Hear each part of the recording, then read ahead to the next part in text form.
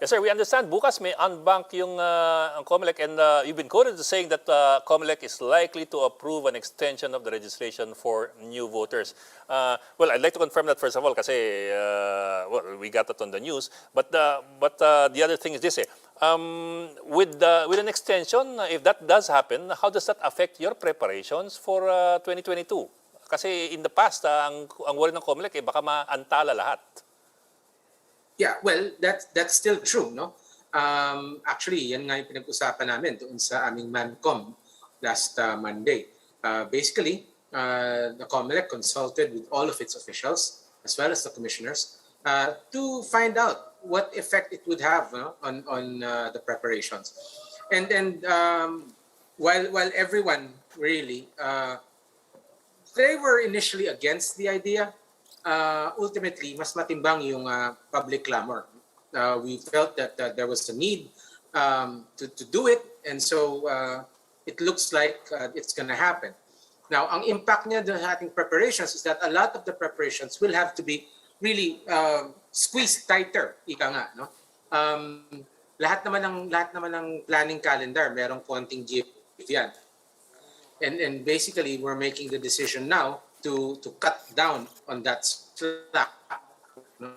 To make sure na talagang mapagkasya natin within the remaining time. So magkakasya meantime, I mean, is the extension of 1 month good enough? Well, not from what people are saying, I guess. No, the minute it was announced that an extension was a possibility, people were already asking that it be extended until December, until January. I guess it will never be enough. Yes. No, but as far as we're concerned, napuno na namin kasi yung expectation natin. We've already met the expectation many times over, and we're doing this really just to heed the public clamor and to give what we can, no, to the extent that we can.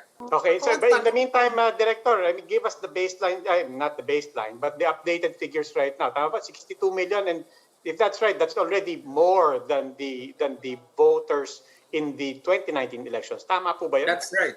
Tama po yun. And in fact, we're based on our estimates, we're closer to 63 million coming into 2022. So medyo marami po talaga, no? And as you pointed out, we've already exceeded the number of voters in 2019, which was 61 million. Does that significantly change the demographics, particularly sa mga mas batang voters? Yes, absolutely. Karamihan kasi nung mga bagong rehistro ngayon, mga kabataan.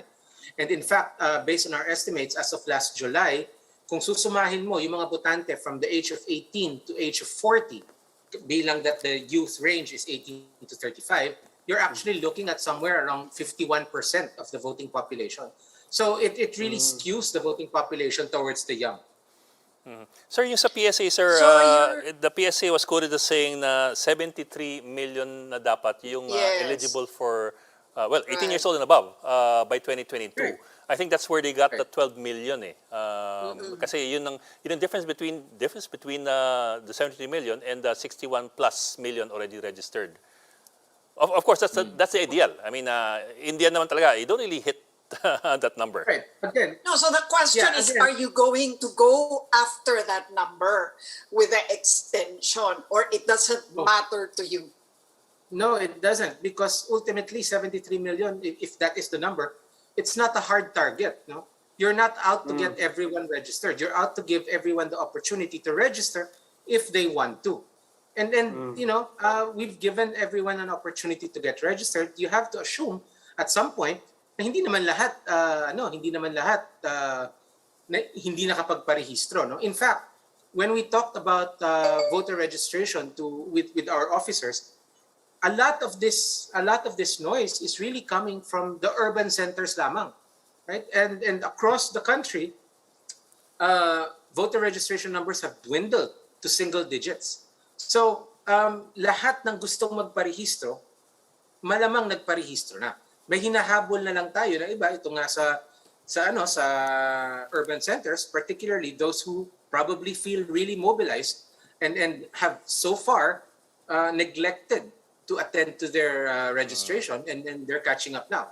Again, Yes, sir. Hindi po nagbabago ang scenario dito. Every end of registration, palaging ganito. Palaging merong naiiwan na hindi pa nakapagparehistro. But Director, bottom line, what does that mean in terms of the distribution of new registered voters? Ay, baka naman nag-concentrate lang sa NCR lahat ng bago nating voters, or pantay-pantay ba yan, proportionally at least, across the regions? More or less proportional po. No? We've seen increases not just in NCR, but also in outer regions. No? Yung sa mga Visayas and Mindanao, mataas din yan. Of course, ang always na mataas talaga ay yung NCR, of course, Region 3, Region 4, which are contiguous with NCR. And that's expected. No? But we've also seen huge increases in the Visayas and Mindanao.